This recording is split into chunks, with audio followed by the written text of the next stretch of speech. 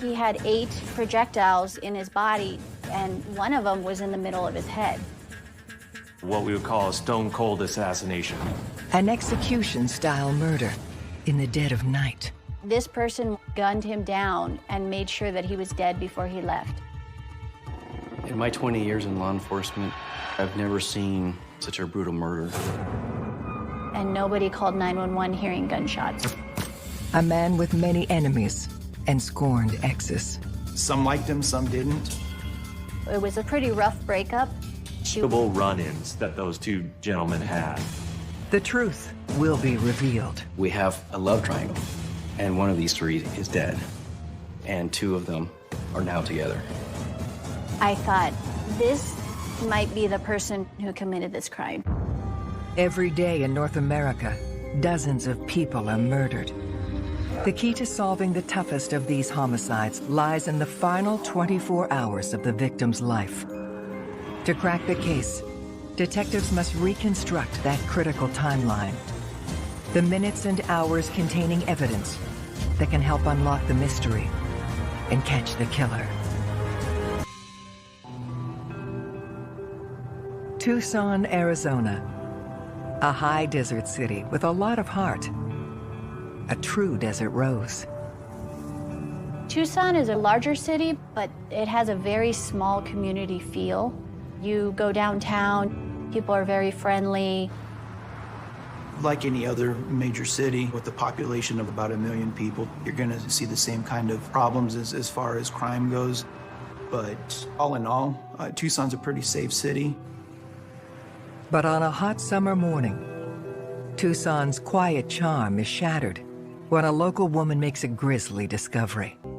She just found her loved one murdered. 911, do you have an emergency? Yes, my fiance, I think he's been killed. Why do you think that? I just came to his house and it looked like there was bullet holes in the wall, and I just went up in the bedroom and he's just laying there and it looks like he has a bullet hole in his head. Okay. The victim is 45-year-old Nic Morelos. Nick was a tough guy, a former United States Marine, served his country. He was really dedicated to his job at Marina Aerospace, and Nick didn't put up with any BS. Some liked him, some didn't. Actions. Heading up the investigation into Nick's murder is Detective Jennifer Garcia, a new recruit to homicide. This particular case was a big deal to me because this was going to be the first big homicide that I was in charge of, and I was the lead detective. Investigators head directly to the crime scene, Nick's bedroom.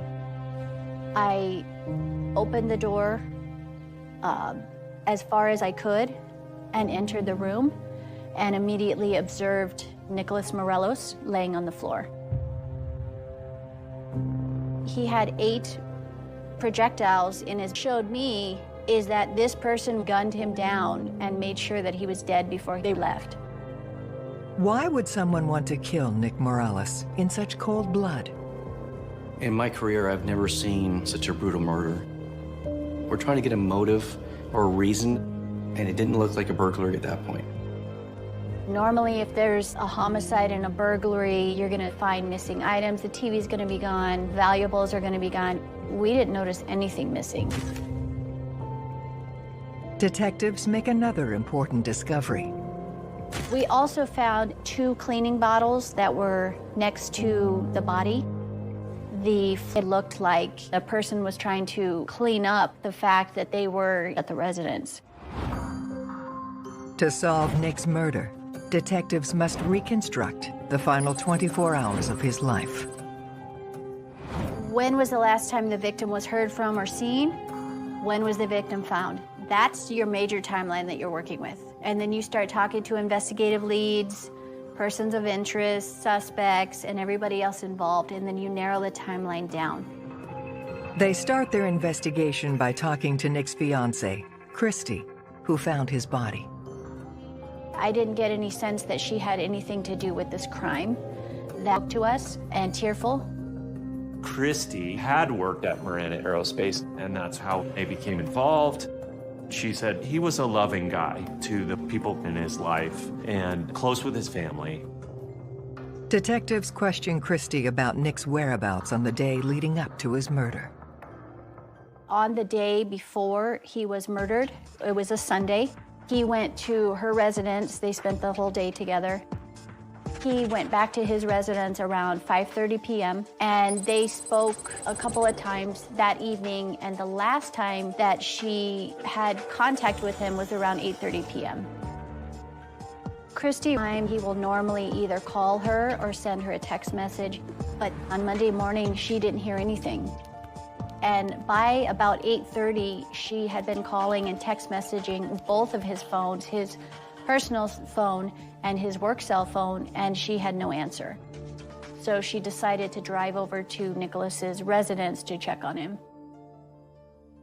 Detectives theorize that Nic was brutally gunned down after texting Christie at 8:30 p.m.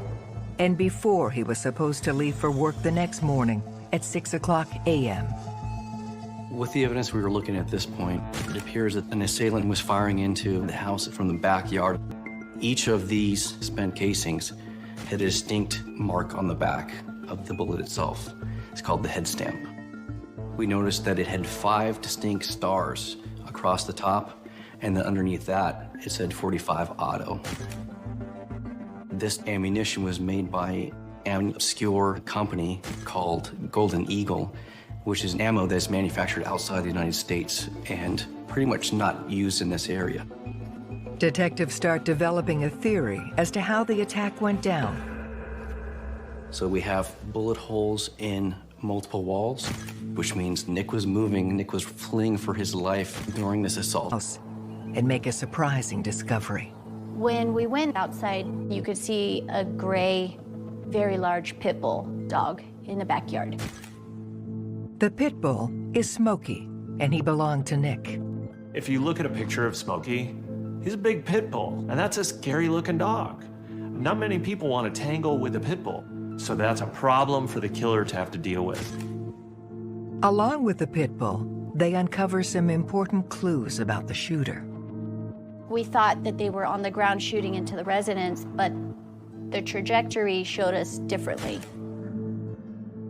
Following that trajectory out, it was parallel residence to make these impact points. And the A-frame ladder was collapsed and closed, and it was propped up against the patio wall, which we kind of thought was odd. And it looked like somebody had climbed onto the patio roof and shot through the window, standing on the roof. You could see 2 defects into the stucco. So we could tell that somebody was outside shooting into the residence. There was also a couple of panes of glass on the patio roof that had a red substance on it. There was a red substance found on the bottom of the windowsill, and then a red substance. We surmised that when this person entered the room, they received a cut on some part of their body. Thinking someone may have seen the killer as they entered and exited Nic's home, detectives canvass the neighborhood. We have Nicholas's neighbor saying that around 4 a.m., 4:15, she heard a strange noise. I believe what she is actually hearing is a projectile smashing the glass. The neighbor's statement helps detectives significantly narrow Nic's time of death, but questions remain about the sound she heard. 11 projectiles were fired from a gun, and nobody called 911 hearing gunshots. The use of a silencer really has one purpose, which is to conceal the sound of a gunshot. But even though they're perfectly legal to own and use in the state of Arizona, they're not necessarily easy to fire with. That tells us that this is an experienced shooter who not only acquired the necessary equipment, but has put some rehearsal into firing with a silencer. A silencer explains why the neighbor couldn't distinguish the sound of gunshots. But why wouldn't she hear Smokey barking in the backyard if there was an intruder? To routine. And so when folks are interviewed and they don't hear the dog outside, there's a number of theories, I think, that could explain this. One is that a person known to Nic and the dog did this to be able to remove it from inside and take outside. Or another one is somebody with information about either how to manage animals or had information about Smokey in particular could have done it. So now you have somebody going in through the bedroom window, somebody staying and cleaning up, somebody who effectively used a silencer and evaded detection in that way. You could conclude that the killer was more sophisticated, what we would call a...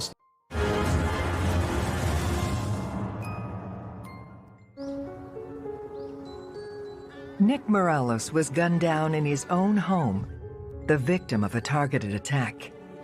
Believing the killer to be someone in Nic's circle, detectives shift their investigation to his workplace, Marana Aerospace. Nic was the director of maintenance, and he's really kind of a success story as far as how he rose up through the ranks of the company. We were looking to see what his involvements were at work, and did he have any issues or problems with any current like this happening. We made contact with the human resources director. Nicholas had several negative exit interviews where ex-employees had mentioned his name and had mentioned his managerial skills as one of the reasons why they left the company. That kind of led us to talk to some of the employees there and try to figure out what was going on with Nic at work. One of the first employees detectives speak with is James LePan. Nic had a really important position there at Marana Aerospace. James, not so much. Only had not risen to Nic's level in the organization. Police ask James about his relationship with Nic. In the weeks before Nicholas's murder, James had made a couple of complaints, and there were a couple of issues at work between Nicholas and James. When we asked him about his working relationship with Nic, he stated that it was tumultuous. Nic was always on him at work. He yelled at him. James felt that he was being targeted and possibly picked on by Nic Morelos. Factor. James didn't like Nic because of work. And we've seen that as a motive for murder before.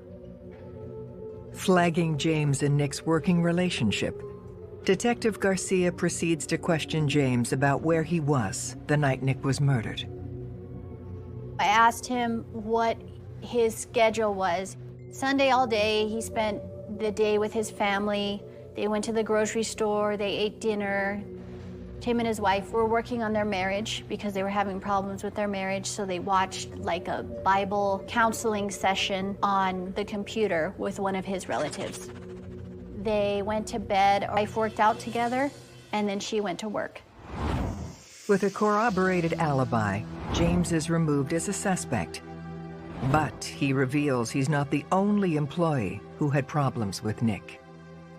We found that Nic had many ex-girlfriends, and a couple of them had worked at Marana Aerospace.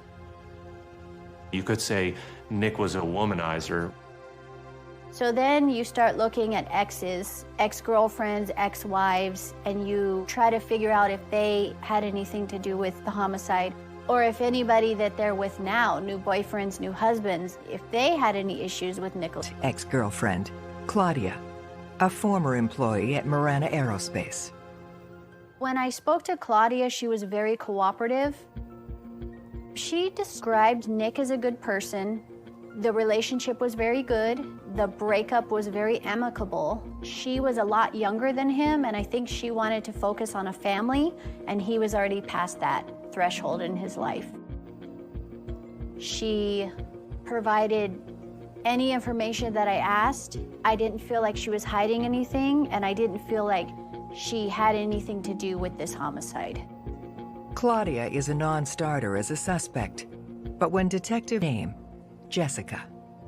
Jessica also works at Marana Aerospace, and she was also Nicholas's ex-girlfriend.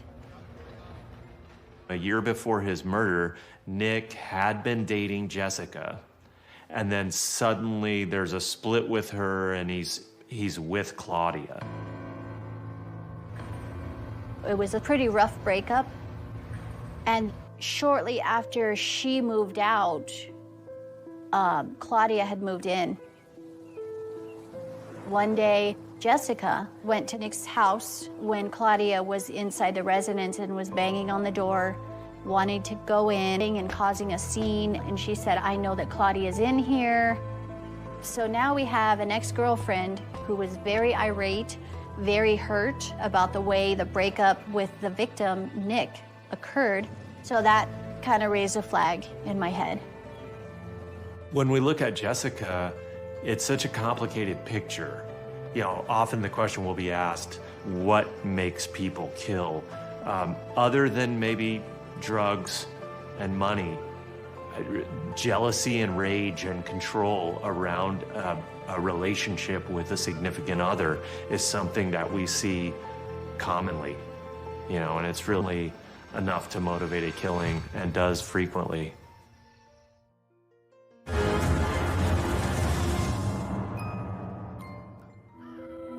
Detectives have zeroed in on Nic Morelos' jealous ex-girlfriend Jessica as a suspect in his brutal murder. When I heard about this altercation at Nicholas's house, it was probably a pretty important piece of the puzzle in the investigation. So we wanted to speak to Jessica to get a statement from her. Me and Nic, we've been seeing each other for a while. Me and my kids actually moved in with him. We lived with him for a few months. He got caught making out with her in the break room. That next day is when he moved me and my kids out of his house. We didn't exactly end on good terms, but... Jessica never had a good word to say about Nic. She just really seemed burned up by the breakup. And so you have to pay attention to that when you've got his ex-girlfriend really kind of feeling hostile or venomous towards him. Detectives confront Jessica about the day she pounded on Nic's door. She was hurt. She had just been kicked out of the house. Jealousy can be a very powerful motive for murder. Even in most studies, it's consistently touted as being one of the top reasons why people kill other people. That being said, for me, envy is a bigger motivator. So envy is like jealousy. You covet what you can't have, but you also want to destroy it. And that, in my mind, makes a potential killer even more dangerous. Jessica has a motive for murder, but did she have the opportunity to kill Nic? What'd you do on Sunday? Me and my daughter went over to my mom's place. I don't know, it was probably at least 7. Me and Shai went home and started watching a movie, and I fell asleep. Okay. I think I had to be at work on 5 on Monday. But usually I get up 2 hours before I have to be at work, so I have time to take a shower and get ready, and then I have to take my dog out. She provided her phone for a forensic cell phone download and answered any questions that we had. It turns out that the cell phone tower near Jessica's home was pinging between 7 p.m. and 5 a.m., confirming that she was at home and on the device this whole time. We know that she was nowhere near the crime scene. Detectives remove her as a suspect. They pursue another lead that they received from Nic's other ex-girlfriend, Claudia.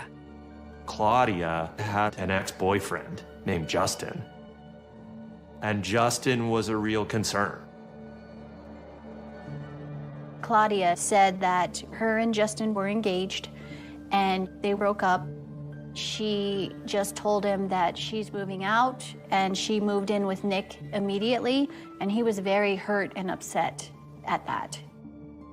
As detectives dig deeper into Claudia's relationship with Justin, they uncover some Justin seemed pretty scary. He showed up on horseback on one occasion near her house, which she thought was scary because it meant that he was popping up there, and she was worried about almost like kind of a stalking element to that behavior.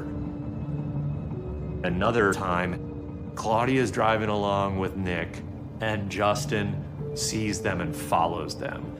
And Claudia lets Nic know what is happening, and Nic stops the car to get out, and Justin just takes off. There was another time shortly after the murder where Justin had left her a note talking about the homicide. If you would like, I can buy you a drink sometime. So I thought that was odd.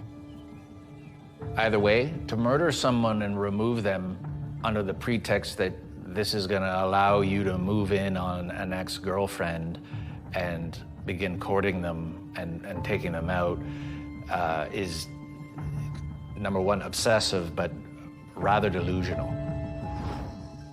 Detectives also learn that Justin is an avid marksman. In this investigation, there was a pretty specific weapon involved, a .45 caliber handgun. And so, as detectives continue to put more of the pieces together, they come across a curious piece of information. Claudia had mentioned that it was almost to the day, a year prior to the homicide, she had broken off the relationship with Justin. So Justin has reason to be really upset with Nic, and, you know, the year to the day element just seems strange. It's like a strange coincidence. We all know that in police work there are no coincidences, especially in murder investigations, especially in murders as seemingly organized as this one. So when they start to rack up and just... Motive. Detective Garcia hauls Justin in for questioning. I'd like to talk to you about an investigation involving Claudia. I'm assuming this probably has to do with, I guess, your ex-boyfriend. I'm guessing. I just heard about this, but is that what it's about? Who is her ex-boyfriend? I don't know. Okay. People lie to the police all the time. So when you go talk to somebody, you have a 50-50 chance that they're either telling you the truth or they're lying. And you just have to, through your investigative skills, by putting all the pieces together, you have to figure out if this person... He's feeling about Claudia and the breakup 1 year later. I was pretty broken up about it for like a long time, like 10 months. And then like, it all just stopped. Like all the bad stopped. It was awesome. I don't, really believe in God or whatever, but I was like, dude, just in case, I like prayed. I was like, thank you. At the time, it didn't seem like it bothered him anymore. And you gotta take that with a grain of salt. Is he really over it, or does he still have issues? I've certainly seen cases where someone's breakup can lead them to take desperate measures, betrayal that can make you do irrational things. And if someone is so desperate that they want to get someone back, or they can't stand seeing their ex-lover with someone else, they're not thinking straight, and it can turn deadly. As the interrogation continues, Detective Garcia notices that Justin has a suspicious injury. When I was talking to him and looking at him, I observed some superficial linear scratches up his arm. The reason that that's interesting is because we know possibly cutting his arm badly in the process. And here we have a corresponding cut on Justin. I thought, this might be the person who committed this crime.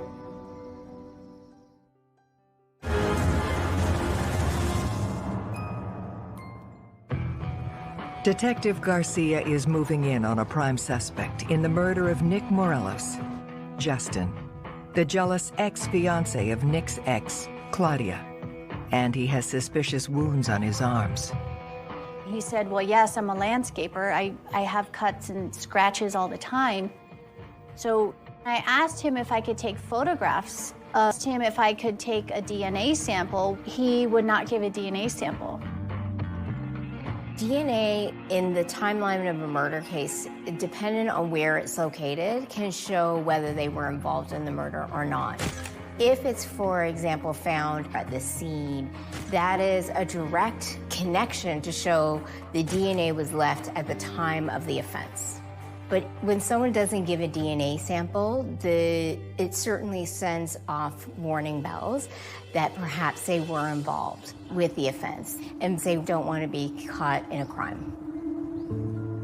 Without a DNA sample, detectives focus on the AM. They pursue Justin's alibi. That particular Sunday night, Justin's roommate knew that Justin was at the house till about 6:30 when Justin went to the bar. He said that he was there till about 12:30. He then comes home. He went to bed. I believe he got up at about 6 a.m., took some aspirin, and then went back to sleep. Justin's alibi appears to put him far away from the crime scene at the time of the murder, but Detective Garcia wants solid proof. We obtained video surveillance, but then after that, to about the following morning, there was nobody able to corroborate his alibi. She's established a motive and opportunity, but Detective Garcia still needs physical evidence to connect Justin to the murder. We continued to talk to him for maybe half an hour. At the end of the conversation, he finally agreed to give a DNA sample. But when Justin's DNA sample is tested, the results come back negative for a match, and he is eliminated as a suspect. It's very hard because this was my first real investigation assigned to me. Dotted all my I's, crossed all my T's, because all eyes were on me at that time. With no prime suspect, detectives return to Nic's workplace to hunt for more clues. They learn that Nic's ex-girlfriend, Jessica, is having an affair with co-worker James, who they had spoken to earlier in the investigation. There was rumors that Jessica was dating James LePan. So we have a series of women that had been in and out of Nic's house, a series of women that had been upset over breakups, and Jessica, being one of the women, now is linked to James LePan, who also has started putting the pieces together, and I thought we might have something a little more here regarding James LePan and Jessica's relationship. We had what appeared to be a love triangle. We have James LePan, Nic Morelos, and Jessica. And one of these three is dead. And two of them are now together. Detectives summon James to the station to question him about his connection to Jessica. He looked like a little boy that got in trouble and said, I did not tell you the truth. Me and Jessica were in a romantic relationship together, and this had been going on for a couple of months. Is away. And James misrepresents to Jessica that his marriage is over and lets out the possibility that he and Jessica will get together and get married. But the fact is, Jessica had filled James' ears with complaints about Nic. So here we know two things. One, James hates Nic because of how he treats him at work. And then two, we have that James believes Nic has treated a woman that he loves inappropriately. So both of those could be motives. Something unusual catches her eye. There was this huge gouge in his arm, and it was pretty deep as well. And so I asked him, may I take photos of your injuries, and may I take a DNA sample? And he said no to both. The killer got in through a broken window. You have James with a huge gash in his arm, clearly not treated medically. And then when James is asked to provide his DNA and he refuses, there's no question that any investigator is going to be highly suspicious of his involvement and is going to look more deeply into his activities. Garcia isn't buying his story.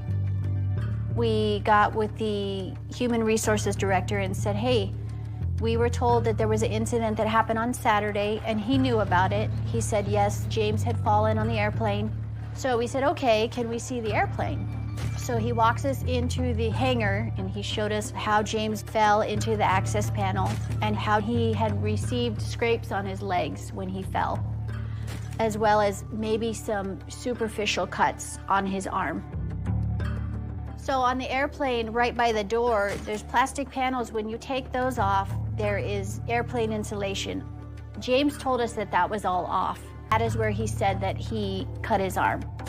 But the insulation and the panel was on, so the stringers would have never been exposed. So he would have hit the side of the airplane, and there was nothing jagged or rough where he could have cut his arm on. Based on this discovery at the airplane hangar, detectives get a search warrant for James LePan's home. We were specifically looking for weapons, ammunition, anything related with weapons.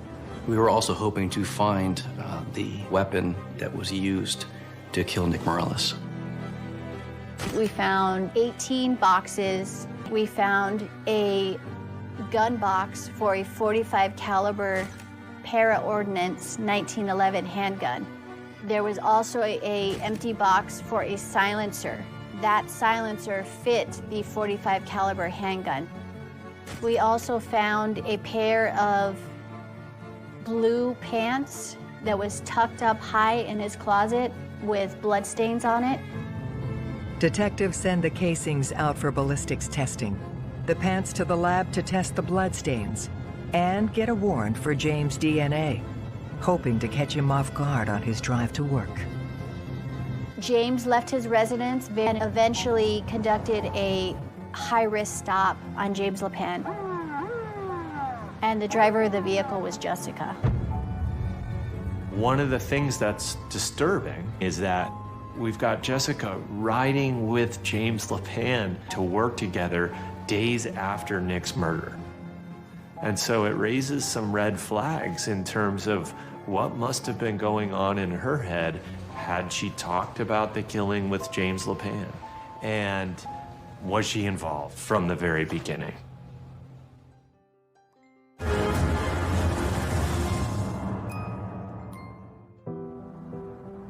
But now question whether he was working alone or with Nic's ex-girlfriend Jessica, and bring her into the station to be questioned. Did you and James ever have a private conversation about Nic's murder? No. He's saying that you showed him where the house was at. I've never taken him anywhere near there. So now is your opportunity to let it out. And then Jessica reveals a critical piece of information. The evening of the murder, and we're talking hours before, the killer goes in through his pit bull, ? And Jessica is writing back, his dog's name is Smokey. James LePan is asking about the pit bull that Nic had. And Jessica is providing information about the pit bull. And again, Nic is going to be dead within a few hours. And then Jessica is going to find that out, assuming she didn't know. And they're going to be riding to work together, spending time together in the days after the murder. They have plenty of time to have conversation. And one would think the conversation would be, what the heck? You texted me about this guy's pit bull, and now he's dead for law enforcement. The text messages to Jessica alone speak to the elaborate premeditation of this crime. I mean, the dog being outside at the scene was significant in its own right.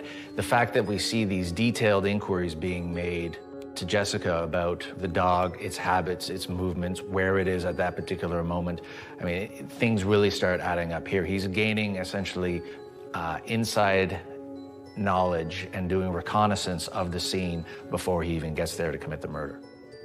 When detectives drill down on her, Jessica offers up information about James and his experience with guns. Proficient with firearm and with my training experience, I think that it's likely James had the skill set to do this crime. James's training suggests that he has the skill set, But the blue pants found in his home are even more revealing. When we get the test back from the lab work that was done, there was an area that had been tested from the pants that showed James LePan's and Nic Morelos' DNA on them. But then it didn't even stop there. We had James LePan's DNA in the form of blood left in multiple places throughout Nic's bedroom. Also, those casings matched the casings at the crime scene. At this point, all arrows are pointing towards James LePan in this investigation. Despite having hard evidence against him, James LePan has a corroborated alibi. So we had James LePan and his wife giving the same statement. But then, his wife Serena comes forward with a shocking revelation. James forced her to lie about his alibi and threatened her with abuse if she didn't comply. She had finally had enough. The impact of abuse on an abused victim is, it's not uncommon for people to lie to cover up for an abusive partner because they're afraid of them and they're afraid of what could happen if they don't. And then sometimes something happens to remind you that this is not something that's normal, this is not okay, and then you are also forced to reconcile that difference. And so, people might come forward with information or take risks that they ordinarily wouldn't because they now realize what the situation is. Serena tells detectives that James had always been jealous of Nic. There was this competition between James and Nic. You get a lot of guys that have that A-type personality, and that was just kind of part and parcel. Yes, of somebody like Nic. I see James as somebody who possibly collects injustices, collects grievances. If you're an arrogant person and you feel like you deserve more and you're special, you're gonna be affronted when somebody says to you, no, you can't park in that parking spot, or no, you can't do these things. And so at some level, I wonder if this narcissistic wound that he has that keeps festering for him, plus this enviousness of Nic and wants to be more like him, added to this warrior mentality. He sees himself as a pseudo commando, has this military type background. Those things combine for a toxic mix for the final 24 hours of Nic's life. After spending his Sunday with Christy, Nic goes home and he's in bed at his own home by 9 p.m. James and Serena were having that counseling session at home and went to bed early, roughly between 9 and 9:30. At 3:30 a.m. on Monday, James sneaks out of the house and we know is at Nic's place, positioned outside the second floor window by 3:50 a.m. Nic wakes up and lets Smokey out at 4 a.m. James knew that habit because LePan had conversations about Smokey the pit bull with Jessica. And then he goes in through the window. Nic is moving. There's a closely packed pattern of shots and a final shot to his head. James LePan cleaned up and got home before 5:30 or 6, went to bed, and he didn't get up till 6 a.m. James LePan is a monster. He murdered Nicholas Morelos for no other reason than jealousy. He gained nothing. He destroyed his family. On October 2nd, 2018, James LePan is convicted of the first-degree murder of Nic Morelos. He is sentenced to life without parole. In my 20 years in law enforcement in Pima County, this is the only incident that I can think of where these military, paramilitary type of tactics were used to hunt someone down and kill them. This case was very important to me, and I'm very, very proud of myself. We were able to narrow down suspects very quickly, get the suspect off the streets, make the public more safer, so I'm very satisfied. And the family, it will still be a devastating tragedy for them the rest of their lives, but we can do something that helps them in some small way. They're looking for justice, and I get to try my best to give them a little piece of justice. And so I'm honored to serve my community and do that work.